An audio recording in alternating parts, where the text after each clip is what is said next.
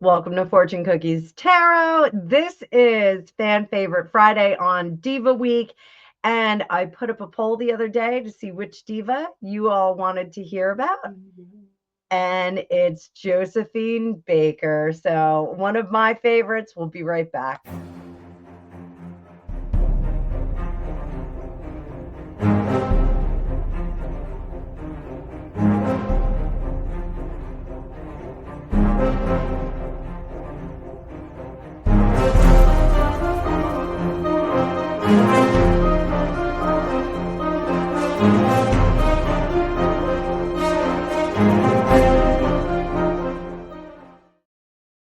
Thanks for jumping in, tarot fans. So a little bit of housekeeping. Tomorrow, I am going to have a members live at 2:30 New York time. We're going to hang out for an hour where I read for my members. We'll also be doing our June giveaway of a free reading, private reading with me. And then at 3 o'clock, we are going to open it up to general audience. So you're going to see the one listing, just know 3:30 New York time. It'll open up. You'll see it come on. Would love to see some of you guys in there. You can ask me questions about Elon Musk and Donald Trump or the crazy watermelon dance that we saw this week, or you can ask about divas. I will have a diva video up in the morning, but if you want to ask about some more divas, totally fine. This was a fun, super cool week. So we're going to be reading on Josephine Baker today, and I had to pull out the Ethereal Tarot.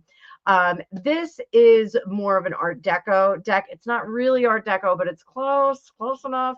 And I really feel like with Josephine Baker, we should be doing some Art Deco tarot. So thanks for stopping in. Thanks for all the likes and shares and watches all this week. I am fast approaching 1 million views lifetime, which is super exciting. We're going to have a big party when that happens because that's 1 million times people watch my videos. Holy crow.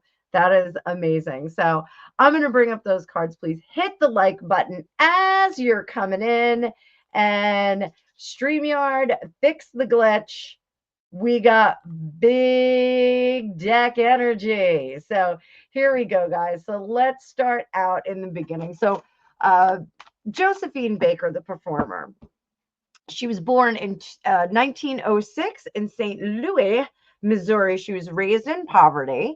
She rose to international fame in the 1920s with her banana skirt performance in Paris, which shocked and delighted European audiences. She was one of the first global Black superstars and the highest paid performer in Europe in her prime, renowned for mixing sensuality and comedy with an avant-garde expression. She was a fan favorite. What, Greg? That's not an easy thing to do. What's that? Mixing comedy with sensuality. I would agree. They're kind of opposite. They're kind of opposite. So what inner flame drove Josephine to shine the way she did? What inner flame?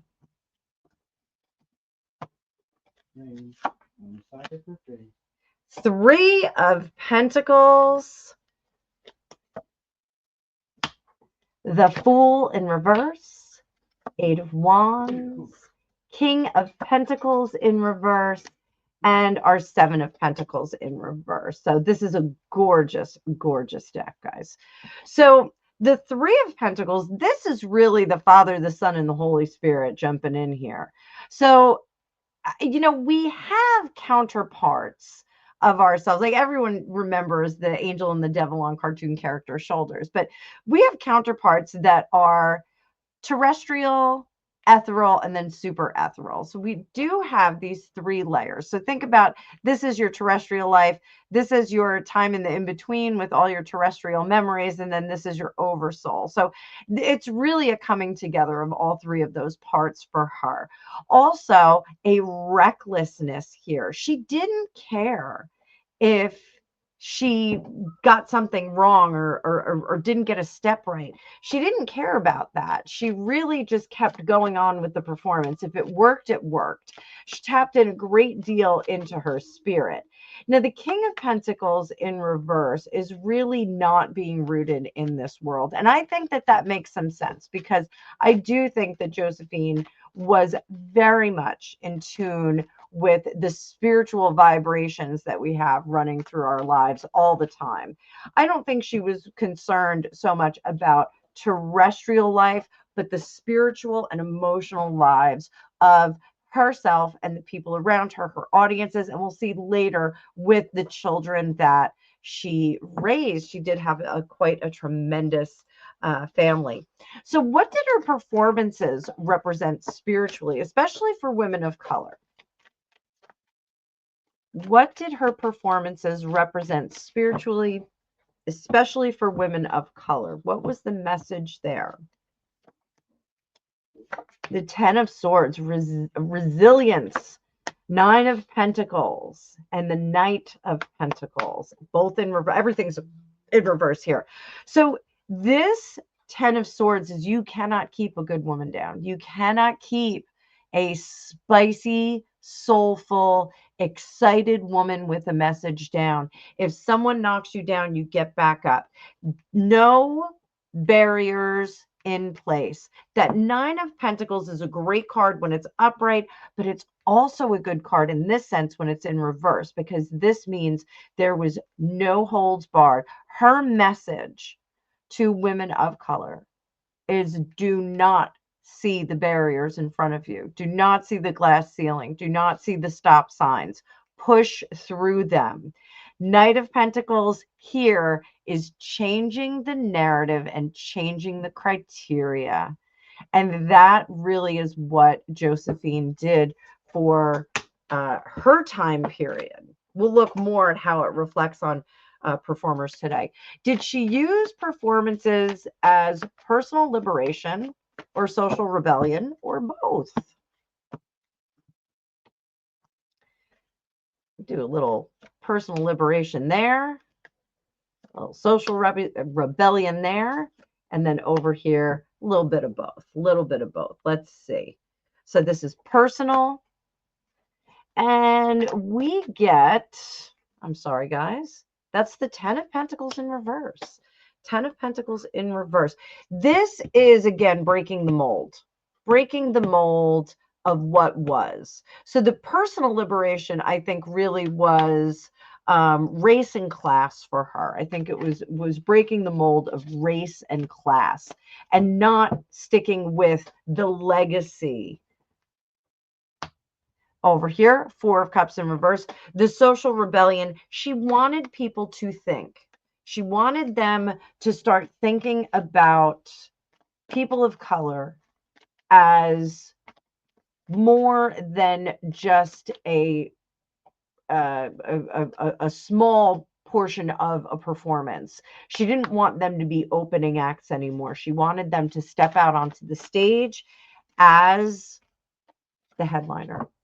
And both over here. Three of Wands.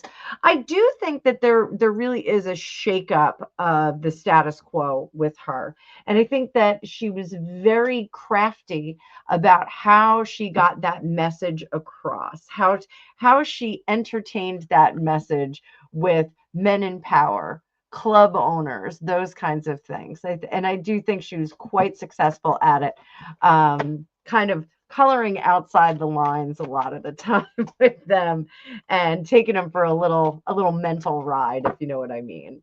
So how did she challenge the beauty standards and feminine power in her time? How did she challenge beauty standards and feminine power? So we're going to look at beauty standards on this side. 1, 2, and power over there.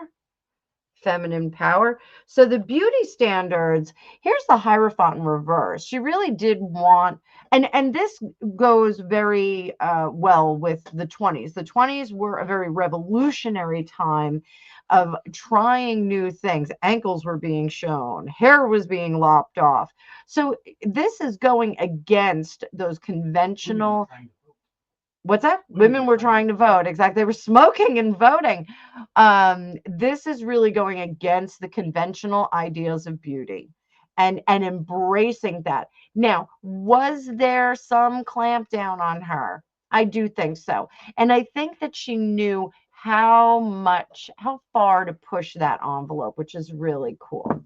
So, what about feminine power? How did she challenge feminine power standards? Here we do start out with the Six of Wands, not having a lot of power, but it was through that sweetness. And I can't decide if this King of Cups looks like Jim Morrison or well, who was the dude? Jeff Bridges. Dude. The dude. He kind of looks like the dude, right? It's like Jim Morrison and the dude had a baby. So I think that she recognized that women were not yet in a position of power and that time would come. I don't think she really thought it would come in her lifetime. And here she said, well, let's keep it sweet. Let's not poke the bear so that the bear comes back and clamps down a little bit more. So sweetness here, feminine power, the power of beauty, the power of sweetness. I think she really, really, really embraced that and used it for all it was worth to get her point across. So what diva archetypes did she ignite in future performers? What diva archetypes? Let's see if we get some archetypes here. The major arcana is made up of all archetypes. However, there are archetypes in the other cards, the minor arcana too. Can't use archetypes. Why can't we use archetypes? Meghan Markle on that word. I know. We're not going to talk about her. So the Emperor. This is the archetype. The Emperor is the decision maker. I decide what I do. I decide when I do it. I decide who I do it with. I give the orders. I don't take them. I lead with a firm hand and a wise head. So here, that is really where she was coming from. She wanted future performers to really lean into that. So fun, fun, fun, good time. She had very clear vision here. So let's go on into Josephine the fighter. Did you know she was a spy? Did you know she was an activist? I hope you did. So Josephine worked as a spy for the French resistance in World War II. She used her fame to and her passport to smuggle messages back and forth. That is a fun fact that I did not know about her. I knew she was part of the resistance, but I didn't know she was quite that active in it. She was deeply involved in the civil rights movement in the United States. This is something I did know, and I hope you guys knew. She refused to perform for segregated audiences in the United States. Kudos to her. In 1963, she also spoke at the March on Washington beside Martin Luther King Jr., and she wore her Free French uniform. She adopted 12 children of different races and religions, and she called them her rainbow tribe. This is one of the things that people remember about her the most. She was an unbelievable mother and had an unbelievable focus of how to embrace the soul and not the meat puppet. So what soul contracts did Josephine carry that made her such a spiritual activist?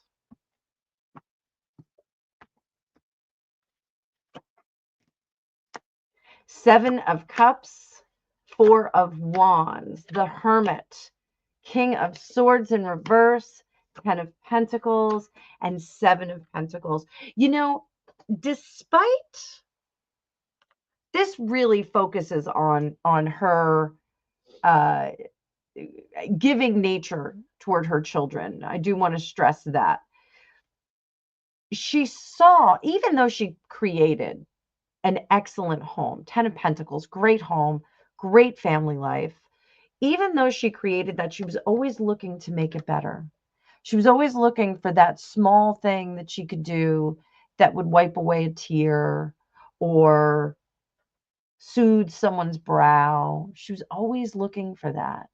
It was never the pursuit of punishment. It was always the pursuit of pleasing, always the pursuit of making someone feel better. She saw with the Seven of Cups that there were oodles of displaced little souls that she could provide a home for. Through her success and her celebrity, she was able to to provide a home for these kinds of children. And so she gathered that rainbow tribe and she made them very, very happy. Here, the hermit, she intrinsically knew how to craft a beautiful home for those children. And over here, King of Swords, this is our suitcase position. The idea of getting rid of children as if they were rubbish was awful to her. And this was an energy that she wanted to change, not just in her home, but in the world. In the world. So how did her fame act as a shield and a weapon when she was fighting injustice? How did her fame act as a shield and a weapon in fighting injustice? Body, mind, soul. It was through her body, through being a woman of color, that she was able to say, there are limits on my success, which is an injustice. Her mind, Ace of Wands, this, she explained, the injustice is that I am not being allowed to fly as high as I can. As high as I can. This also, for the body, is also, I think, leaning into injustice with incarceration. I think this highlighting that there were inordinate numbers of people of color that were incarcerated or speedily incarcerated. I think being a person of color and saying, here I am this great success. I clawed my way out of poverty. I became this great performer. People love me. How many more of me are behind bars? And here, how many more of me are there that were never given the opportunity to read or write or thrive? And then in spirit, strength in reverse, the injustice of all of this terrestrialness, all of this, the spirit is unfailing, and the spirit is at its wit's end and ready to come to the fore. So the injustice that the spirit feels is impatient now. It's impatient. And she would use that to say, we are impatient as spiritual beings. Pretty cool. What toll did this dual life as a spy and activist, what did it take on her? What did it take on her emotionally and spiritually? Let's look at emotionally.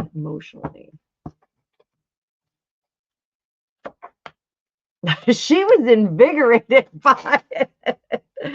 So people that study The Secret, the book The Secret, about the power of magnetizing amazing things to you. Josephine Baker would say, more please. When in front of the battle, she would say, more please, more please. So fighting injustice, doing the work as a spy, she would say, more please. The Sun and the Queen of Cups, I'm glad to do it. Put me in, coach. She was a very put me in, coach kind of gal. So did she see her political work as more important than her performances?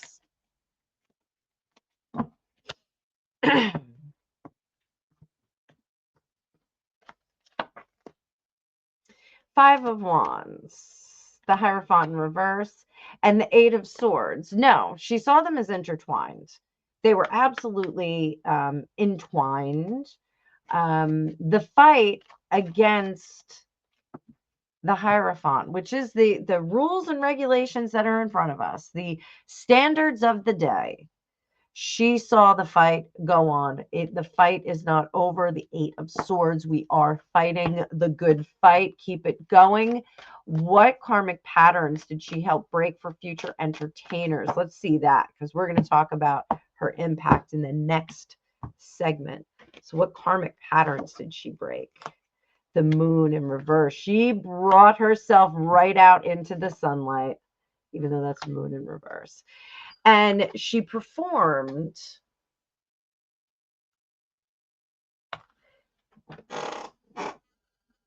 the idea here is bring it out of the shadows, right into the sunlight. The moon out of the shadows. Come with the sweetheart. Come to the table with goodness and light. And even in the face of criticism, the Knight of Cups, those that don't like us. 7 of Swords, smile and wave. Knight of Pentacles, 4 of Swords. In the face of that, in the face of adversity, in the face of the boos, in the face of people not liking what you're doing. Right now we have Beyonce has taken some heat because of the Cowboy Carter thing. There's some critics that are saying, she has no business doing that. There's a lot of fans, country music fans, that have some issues with it. Josephine Baker would say right to Beyonce, keep performing, keep doing it.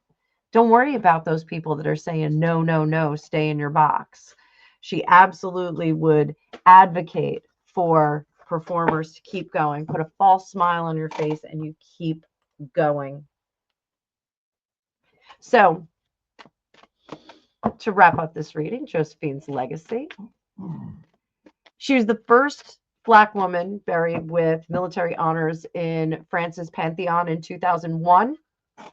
Her influence is cited by Beyonce, the aforementioned Beyonce, Rihanna, Diana Ross, Zendaya, which I do see Zendaya doing some stylistic techniques of her, and Janelle Monáe.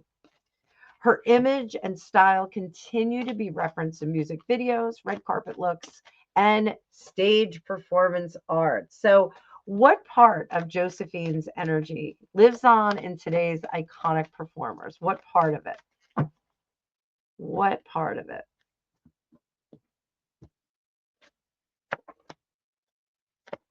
The Tower in reverse, 6 of Cups, and the 3 of Cups.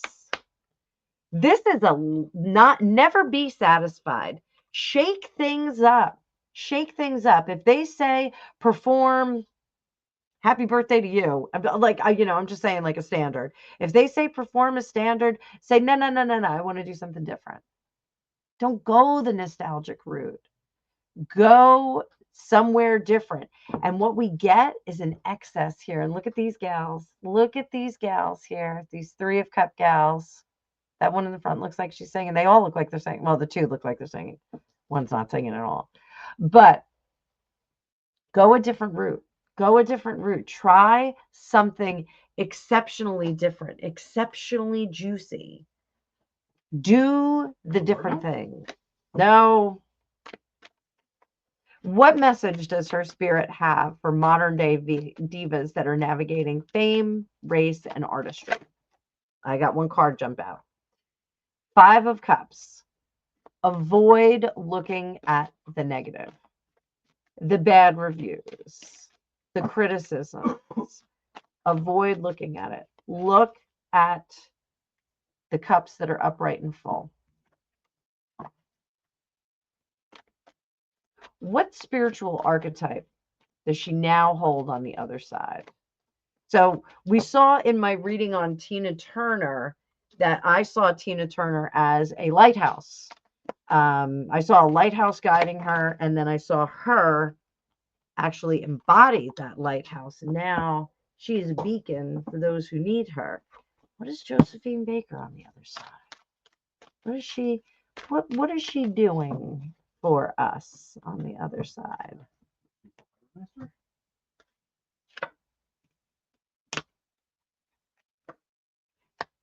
Ten of Wands, 9 of Wands, 8 of Wands. She's the relief squad. She is the relief squad.